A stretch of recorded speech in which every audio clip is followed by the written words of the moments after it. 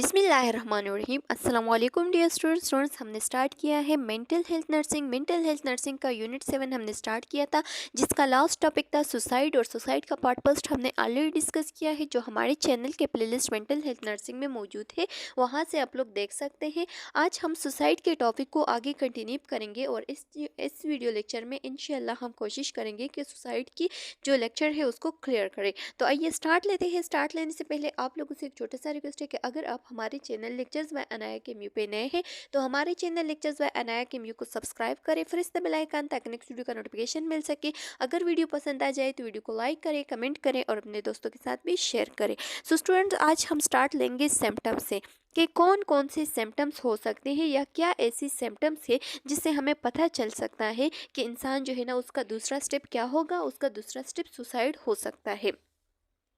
So the first one is depression. क्योंकि हमने पढ़ा है आगे स्लाइड में कि डिप्रेशन जो है ना ये इंसान को लीड कर देती है सुसाइड की तरफ। क्योंकि डिप्रेशन बहुत बहुत मेजर डिप्रेशन जब वो बन जाता है तो उसकी वजह से इंसान जो है ना वो ज़्यादातर सुसाइडल आइडिएशन वगैरह उसमें आ जाते हैं और वो सुसाइड की तरफ लीड करता है।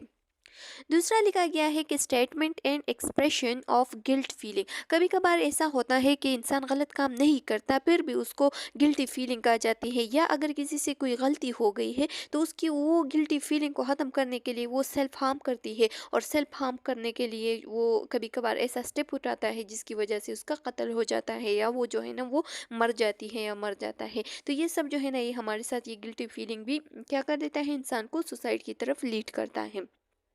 अच्छा, टेंशन और एंजाइटी। अगर कोई ज़्यादा अरसे से परेशान है, हपा है, ठीक है, एंजाइटी में है, टेंशन में है और गिल्टी फीलिंग भी उसको आ रही है तो इस वजह से भी वो सुसाइड कर सकती है, ठीक है। नर्वसनेस। अगर कोई ज़्यादा नर्वस हो रहा है, ठीक है, ज़्यादा एक्साइटमेंट की वजह से या किसी चीज़ के लिए वो ज़्यादा नर्वस हो रहा है तो इस वजह से भी वो अगर ज़्यादा अरसे से नर्वसनेस की तरफ जा रहा है तो इसकी वजह से भी वो अपने आप को सुसाइड कर सकता है। And impulsiveness. इम्पल्सिवनेस क्या होती है? इम्पल्सिवनेस जो है ना ये हमारे साथ एकदम जब मूड चेंज हो जाता है, ठीक है, ये नहीं पहले जो है ना इंसान खुशी हंसी रहता है लेकिन एकदम से उसका मूड ऐसा हो जाता है कि वो हर एक चीज़ को तोड़ फोड़ कर देता है, ठीक है। यानी उसको क्या है, साइकेट्रिक डिसऑर्डर असल में होती है जिसकी वजह से उसको इम्पल्सिवनेस आ जाती है, यानी एकदम से उसका मूड चेंज हो जाता है, जैसे कि हमने बाइपोलर डिसऑर्डर में पढ़ा था ना। और ये चीज़ जो है ना इंसान को कभी कभार लीड कर देती है सुसाइड की तरफ, ठीक है, यानी उसको ऐसे सोचे आ जाते हैं जिसकी वजह से वो सुसाइड कर देती है। अच्छा, ये हमारे साथ एयरली साइन एंड सिम्टम्स थी। यानी अगर कोई इंसान जो है ना वो अभी इतना सीवियर नहीं है कि वो जो है ना वो क्या करे, सुसाइड करे, लेकिन अगर क्रिटिकल साइन हम देख ले तो क्रिटिकल साइन में वो क्या करता है, वो अटेम्प्ट करता है डायरेक्ट। किस तरीके से?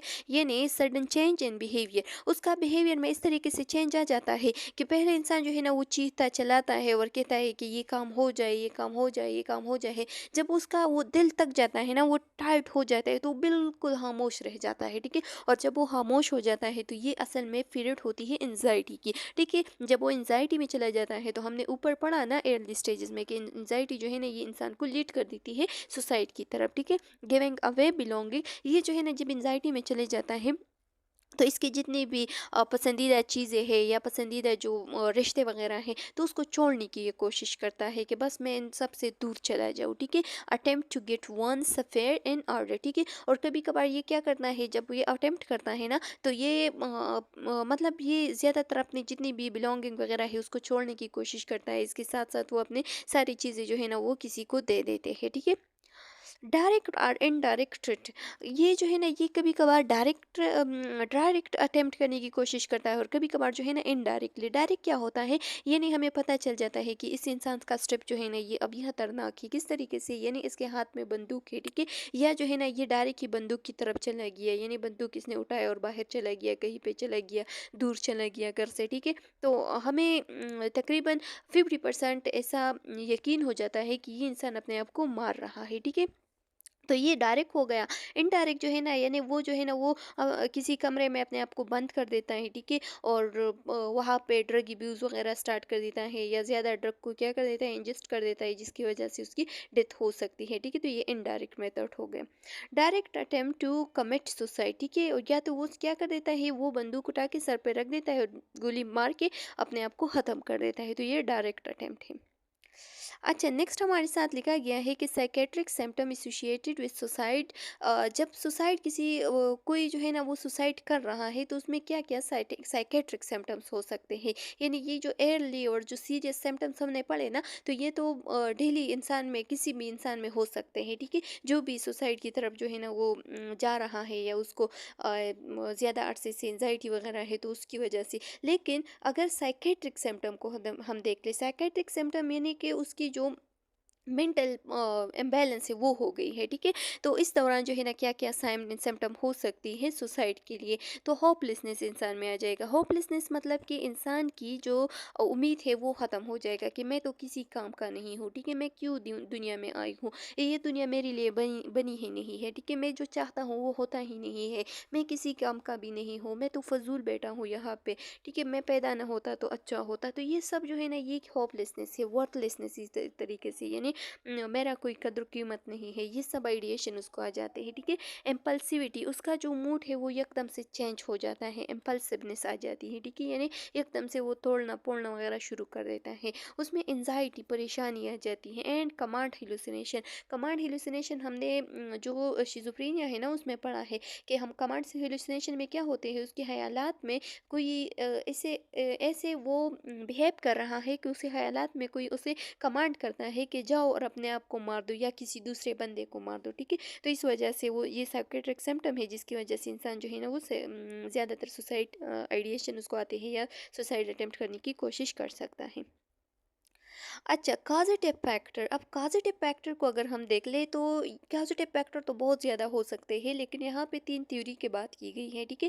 कि कुछ थ्योरीज़ है, इसके बेस पे हम कह सकते हैं कि किस वजह से इंसान ने सुसाइड किया है।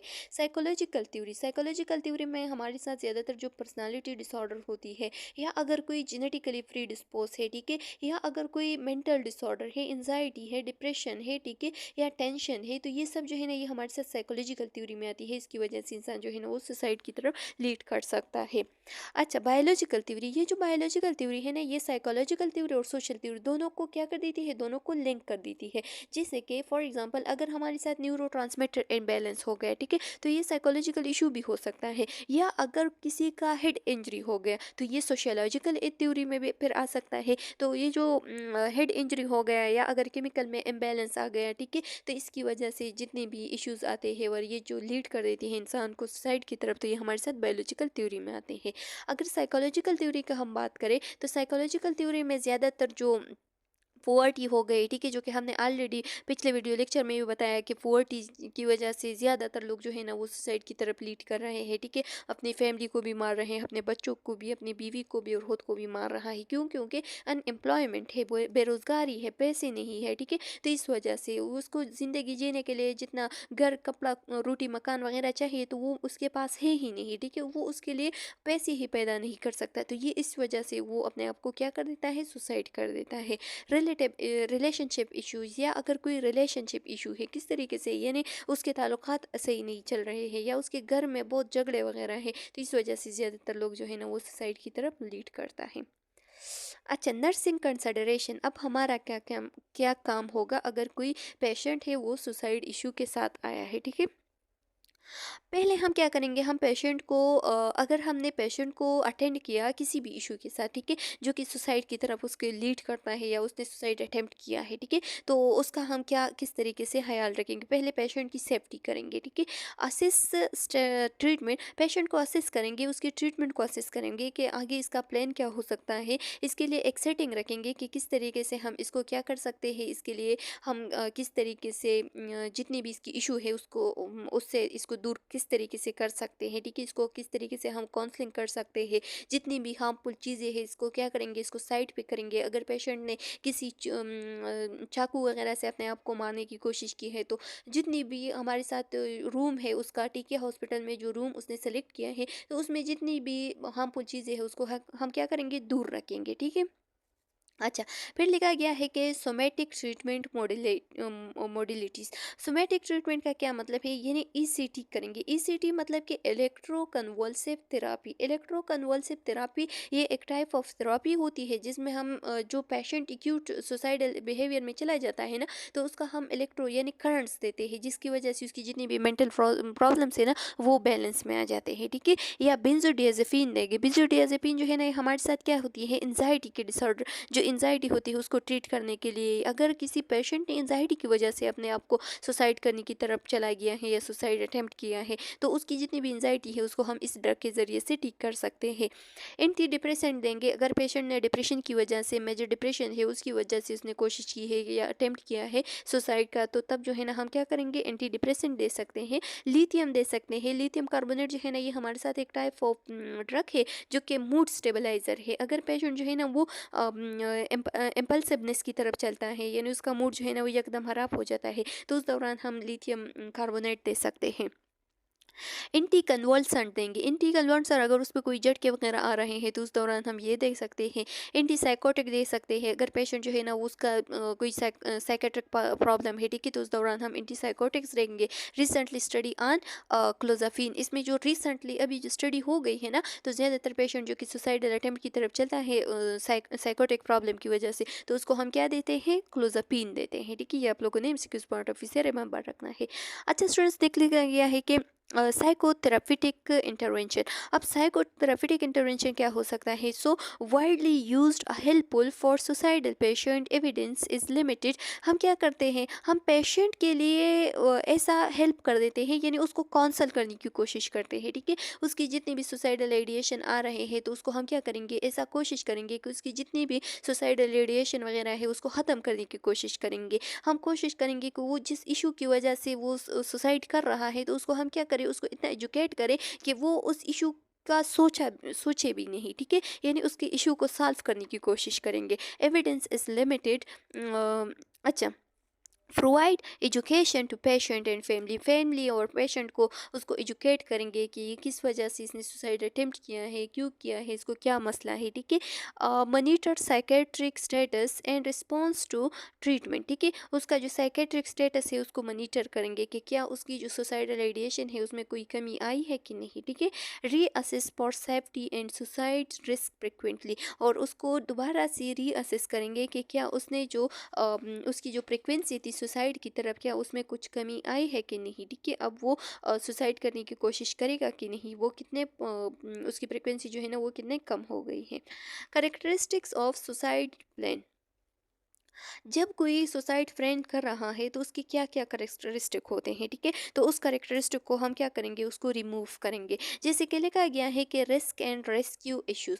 रिस्क एंड रेस्क्यू इशू का क्या मतलब है, यानी जितनी भी रिस्क फैक्टर्स है तो उसको हम क्या करेंगे, रिमूव करेंगे। हम उसके लिए एक प्लान बनाएंगे। अगर पेशेंट प्लान बनाता है कि मैं इस तरीके से अपने आप को मार दूंगा, मेथड उसने बताया है, ठीक है, यानी मैं जो है ना बंदूक उठा के अपने आप को मार दूंगा, या मैं चाकू उठा के अपने आप को मार दूंगा, या मैं ब्लेड के ज़रिए से, तो ये जितनी भी हार्मफुल चीज़ें हैं उसको हम हटाने की कोशिश करेंगे, ठीक है।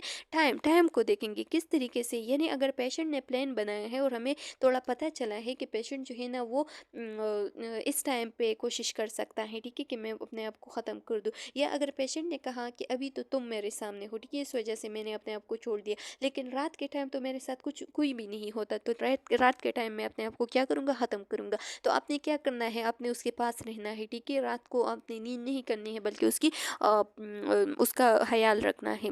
प्लेस को देखना है, प्लेस किस तरीके से, मतलब कि वो जिस जगह पे है तो वहाँ पे कोई ऐसा हार्मफुल इन्वायरमेंट ना हो, या वो जो है ना वो ऊपर किसी ऊपर ऊंचाई पे ना चढ़ जाए, ठीक है, और उसकी वजह से अपने आप को मार न दे, तो उसको ऊंची जगह वगैरह से क्या करेंगे, दूर रखेंगे, ठीक है। या कहीं ऐसा ना हो कि वो अपने आप को वॉशरूम में बंद करके ड्रग अब्यूज़ वगैरह कर ले, और तो ये जितनी भी हार्मफुल चीज़ें हैं उसको हम क्या करेंगे, उसको हम ख़त्म करने की कोशिश करेंगे।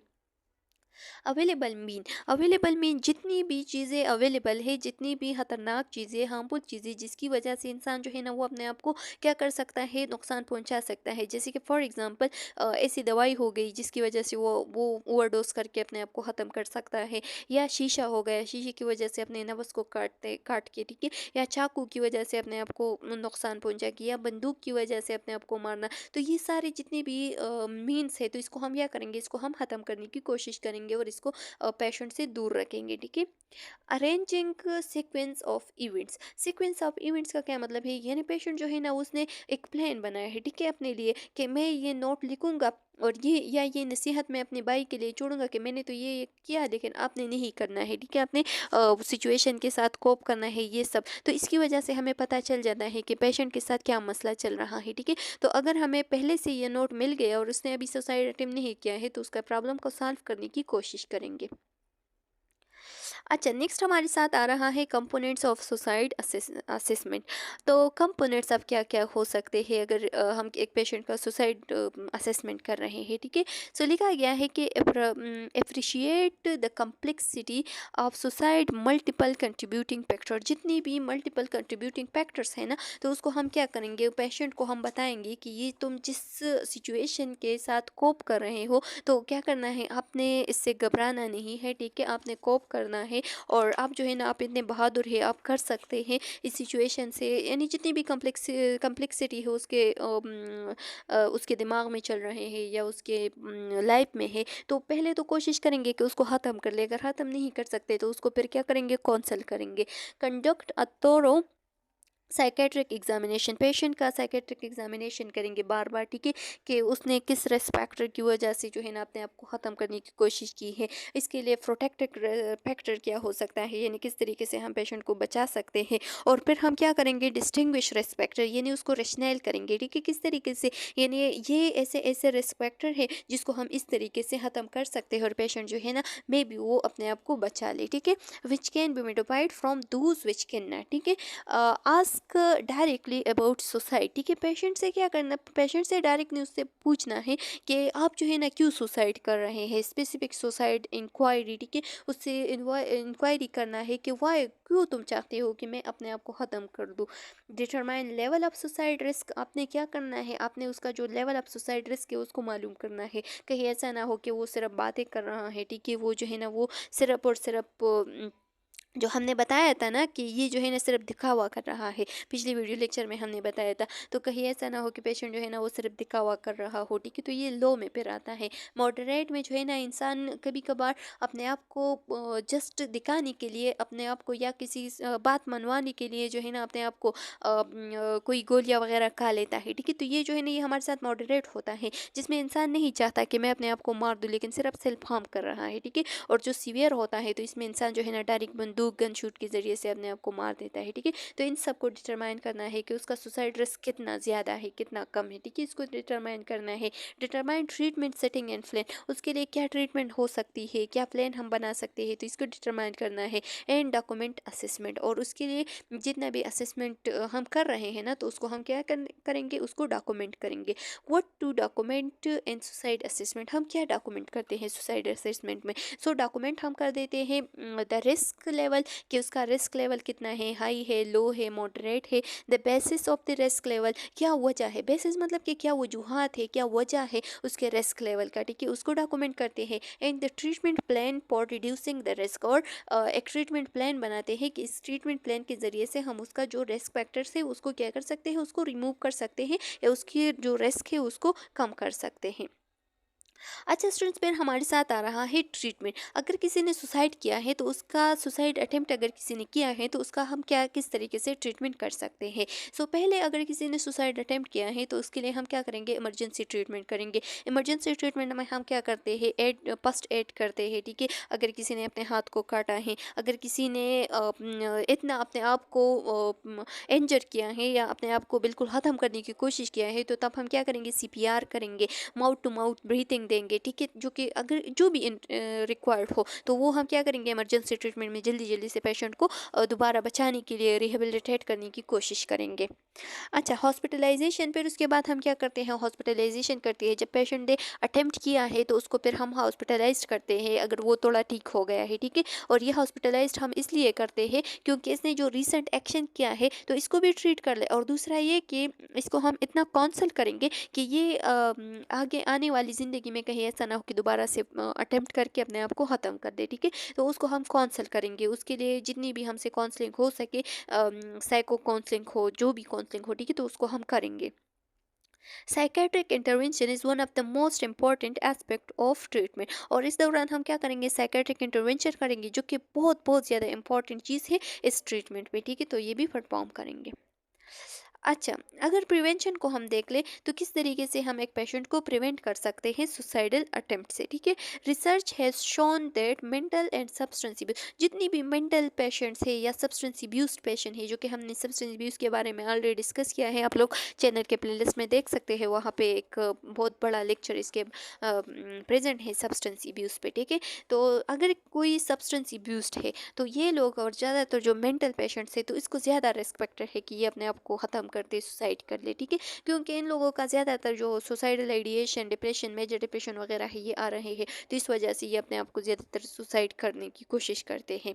तो अगर हम कोई ऐसे प्रोग्राम रख दे जिसकी वजह से हम इस चीज़ पे फोकस कर दे कि आपने अपने आप को किस तरीके से कोप करना है सिचुएशन से, ठीक है, किस तरीके से आपने अपने आप को ट्रीट करना है, तो इसकी वजह से हमारे साथ बहुत सारे लोग जो है ना वो बच सकते हैं, ठीक है, सुसाइड से।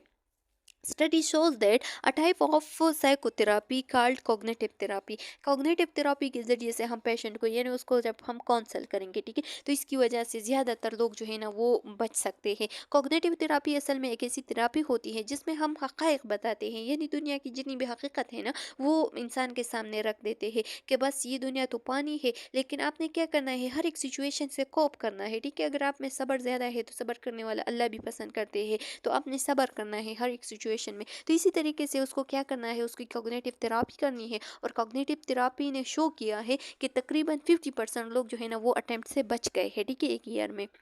A previous suicide attempt is among the strongest predictor of subsequent suicide, and cognitive therapy helps suicide attempter consider alternative action and through to of self harm arise, ठीक है, तो यही बातें हैं।